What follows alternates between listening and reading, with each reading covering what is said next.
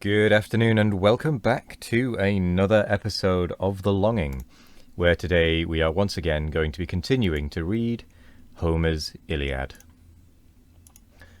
And we are starting to get to the end of this first set. So, here we go. Ye Trojans, Dardans, and auxiliar bands, now take refreshment as the hour demands.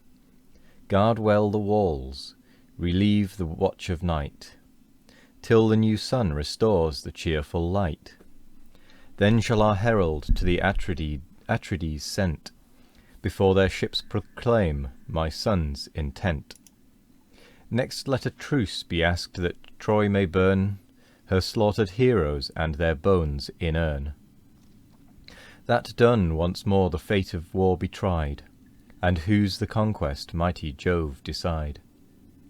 The monarch spoke, the warriors snatched with haste, each at his post, in arms a short repast. Soon as the rosy morn had waked the day, to the black ships Idaeus bent his way. There to the sons of Mars in council found, he raised his voice, the host stood listening round. Ye sons of Atreus and ye Greeks give ear, the words of Troy and Troy's great monarch hear. Pleased may ye hear, so heaven succeed my prayers, what Paris, author of the war, declares. The spoils and treasures he to Ilion bore, oh, had he perished ere they touched our shore. He proffers injured Greece with large increase of added Trojan wealth to buy the peace. But to restore the beauteous bride again, this Greece demands, and Troy requests in vain. Next, O ye chiefs, we ask a truce to burn our slaughtered heroes and their bones inurn. That done, once more the fate of war be tried, and whose the conquest mighty Jove decide. The Greeks gave ear, but none the silence broke. At length Tydides rose and spoke.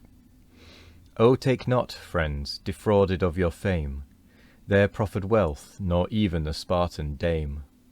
Let conquest make them ours, fate shakes their wall, and Troy already totters to her fall. The admiring chiefs and all the Grecian name, with general shouts returned him loud acclaim. Then thus the King of Kings rejects the peace. Herald, in him thou hearest the voice of Greece. For what remains let funeral flames be fed. With heroes' corpse I war not with the dead. Go search your slaughtered chiefs on yonder plain, and gratify the manes of the slain. Be witness, Jove, whose thunder rolls on high, he said and reared his sceptre to the sky. To sacred Troy, where all her princes lay, to wait the event the herald bent his way. He came, and standing in the midst explained, the peace rejected, but the truce obtained. Straight to their several cares the Trojans move, some search the plains, some fell the surrounding grove. Nor less the Greeks descending on the shore, hewed the green forests, and the bodies bore. And now from forth the chambers of the main, to shed his sacred light on earth again, arose the golden chariot of the day, and tipped the mountains with a purple ray. In mingled throngs the Greek and Trojan train, through heaps of carnage, searched the mournful plain. Scarce could the friend his slaughtered friend explore, with dust dishonoured and deformed with gore. The wounds they washed, their pious tears they shed, and laid along their cars deplored the dead. Sage Priam checked their grief with silent haste, the bodies decent on the piles were placed.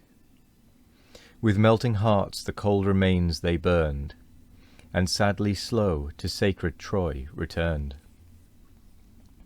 Nor less the Greeks their pious sorrows shed, and decent on the pile dispose the dead. The cold remains consume with equal care, and slowly sadly to their fleet repair. Now ere the morn had streaked with reddening light, the doubtful confines of the day and night. About the dying flames the Greeks appeared, and round the pile a general tomb they reared.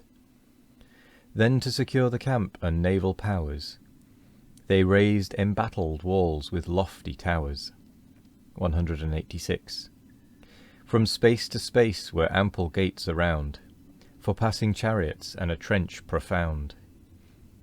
Of large extent and deep in earth below, strong piles infixed stood adverse to the foe.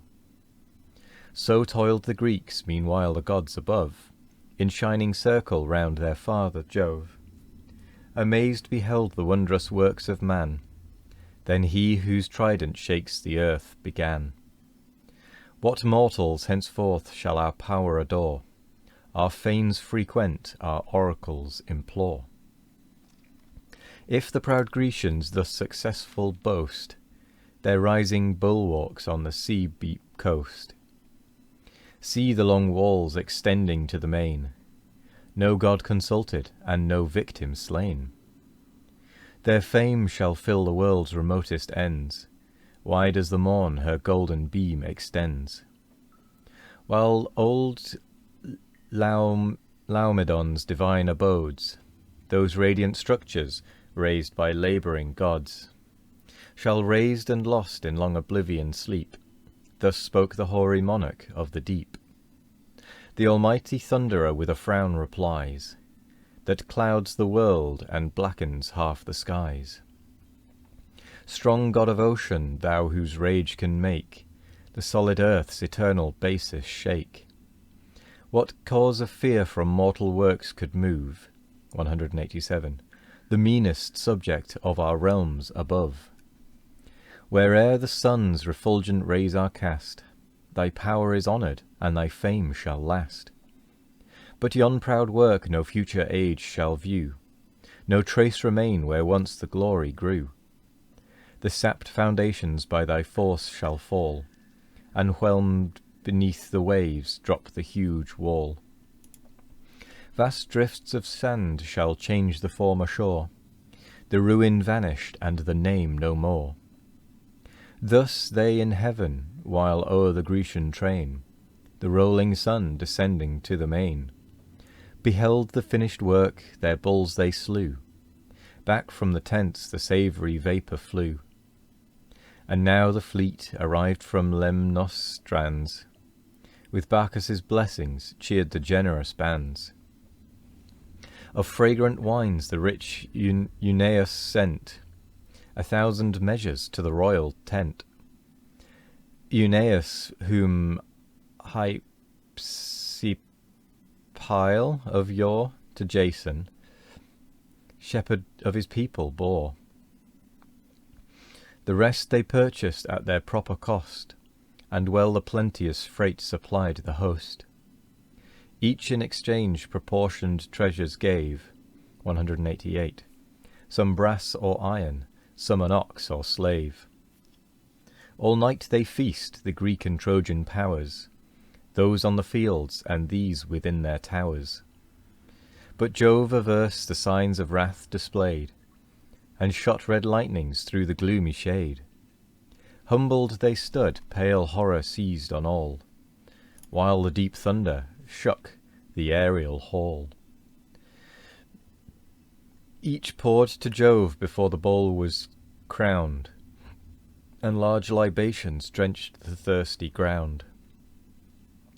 Then late refreshed with sleep from toils of fight, enjoyed the balmy blessings of the night. Greek amphora, wine vessels. And with that, we will end the episode there, and we'll start on the next book tomorrow. We're getting closer and closer every day. It's not quite as quick to read as Moby Dick. It is definitely a much, much harder book to read for me, I must admit. But that isn't going to stop us from finishing it. So, thank you very much for joining me today. I hope you all have a wonderful morning, evening, afternoon or night. No matter what time of day it is, I hope you all have a wonderful one of it.